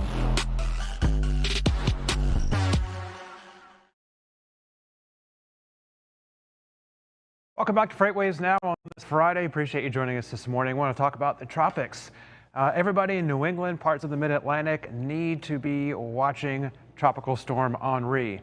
It's well off the coast right now, but In about 48 hours or so, it's going to be really close to the New England coast, possibly making landfall there. So let's get right to it and talk about Henri. So 65-mile-an-hour winds right now. It's a fairly strong tropical storm, but it's going to accelerate northward across the Atlantic towards the mid-Atlantic and the New England coast. So pretty easy to pick out on the satellite imagery where the storm is.